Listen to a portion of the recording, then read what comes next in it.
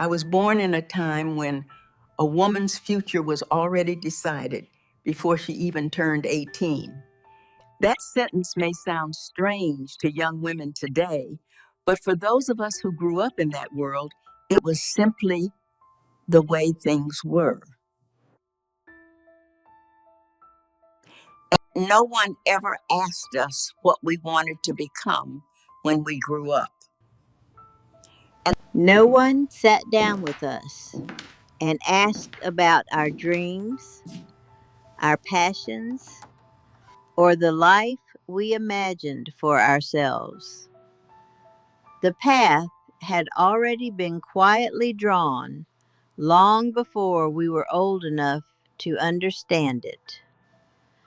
A girl was expected to grow up, meet a good man, get married, and build a home. That was considered the natural order of things.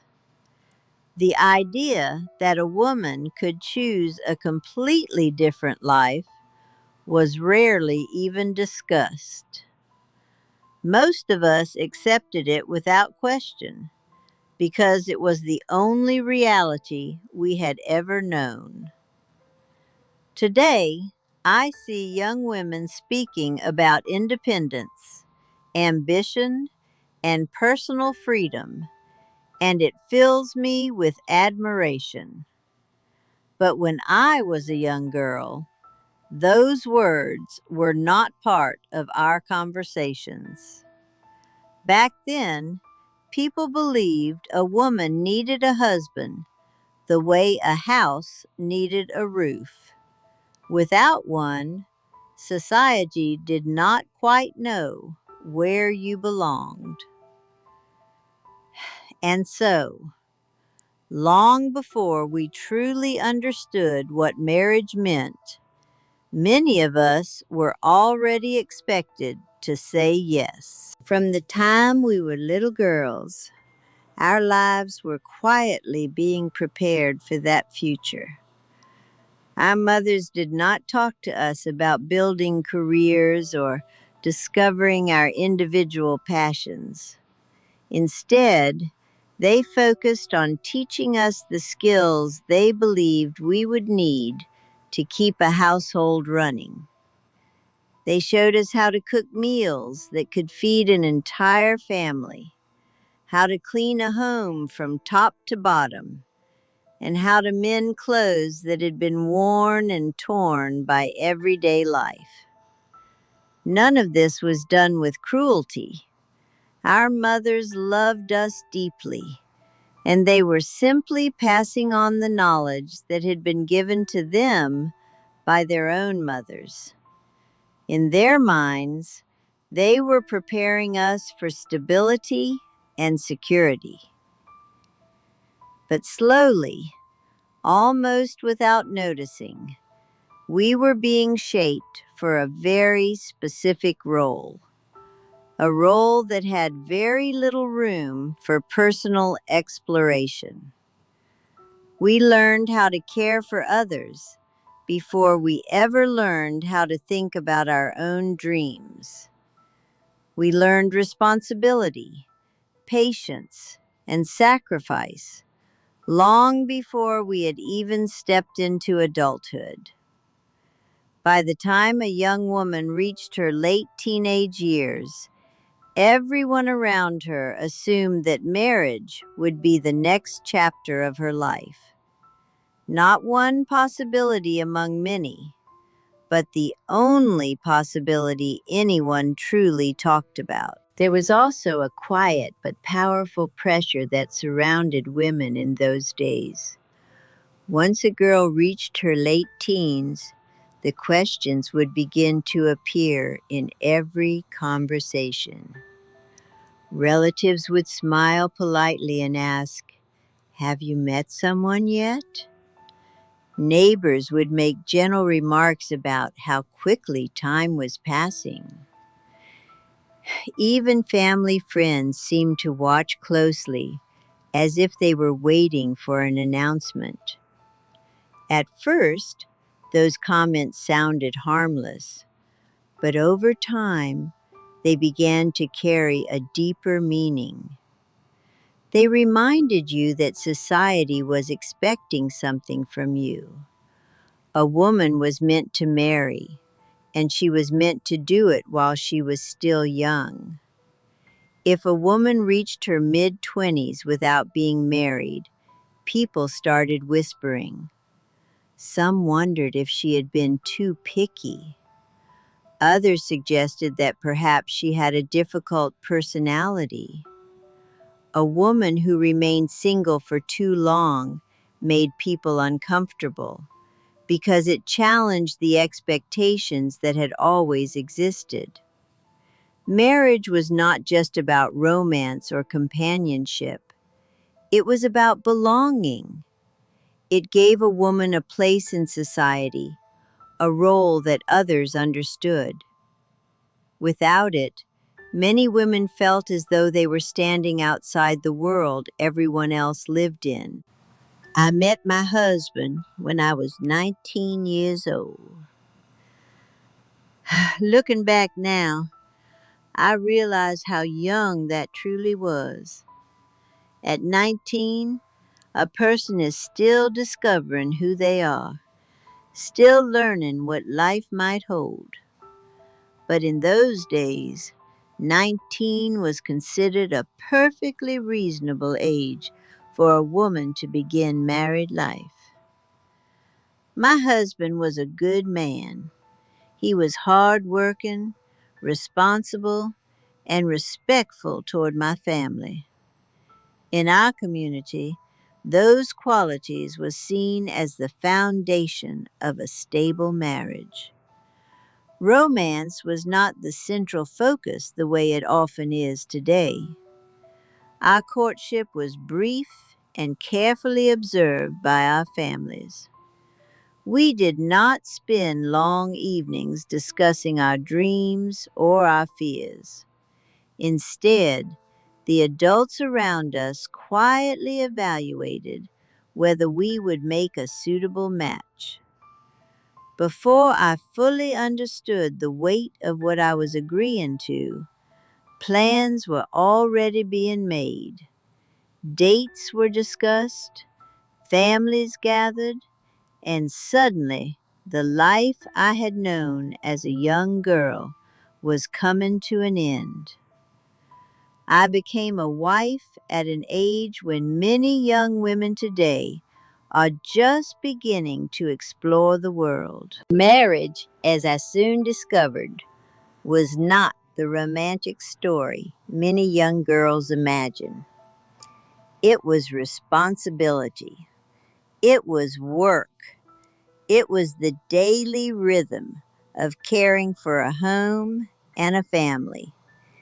Each morning brought new tasks that needed to be completed, and those tasks rarely paused for rest.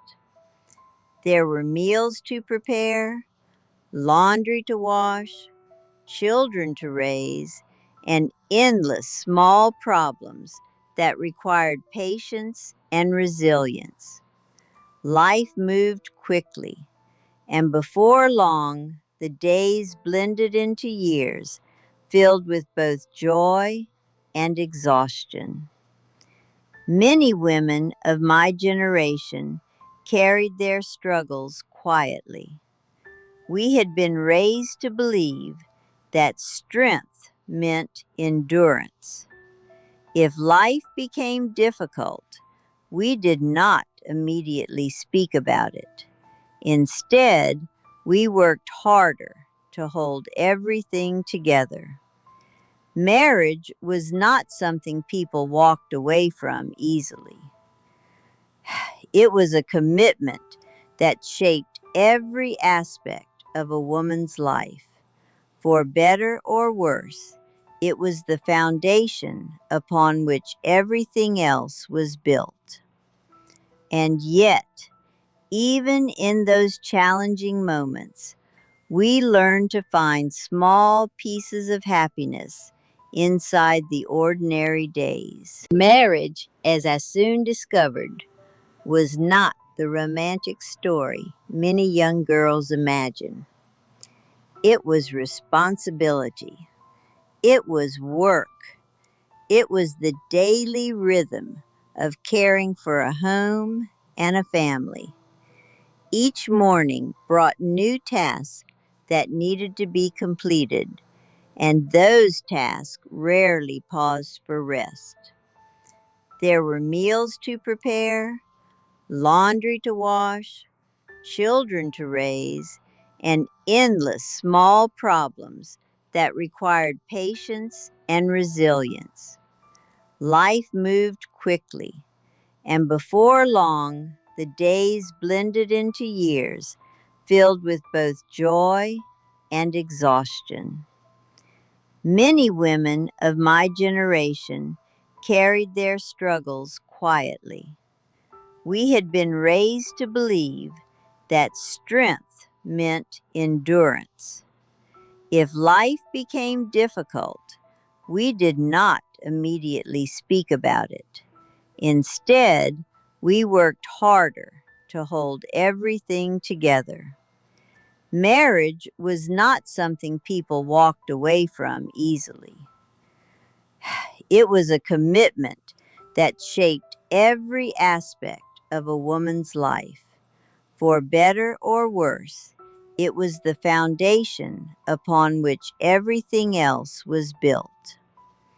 And yet, even in those challenging moments, we learn to find small pieces of happiness inside the ordinary days. Today, when I look at young women, I see a world that is very different from the one I knew as a girl.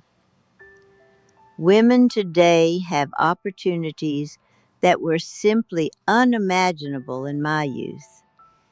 They can pursue higher education, build careers in nearly every profession, travel across the world, and create lives defined by their own ambitions. Most importantly, they have the power to decide whether or not marriage is part of their future. That choice alone represents a freedom that many women of my generation never experienced. When I see young women speaking confidently about their goals and their independence, it fills me with admiration. It reminds me how far society has come. The world has slowly expanded for women, opening doors that were once tightly closed. And even though my generation lived within a much narrower path, I like to believe that our quiet perseverance helped make that progress possible. Now, at 93 years old, I spend a great deal of time reflecting on the life I have lived. I see a life shaped by expectations that were already in place long before I had the chance to question them. Marriage was not presented as one option among many. For most women of my generation, it was the center around which everything revolved. Sometimes that life was difficult. Sometimes it was deeply rewarding. And often it was both at the same time. But the world has changed since those early days of my youth. Today, a young woman's future is no longer something quietly decided for her by society, family expectations, or tradition. Today, she has the freedom to imagine many different paths and choose the one that feels true to her heart. And when I see that freedom in the lives of younger women, it brings me a quiet sense of peace. Because the world my generation once lived in is slowly becoming a story of the past.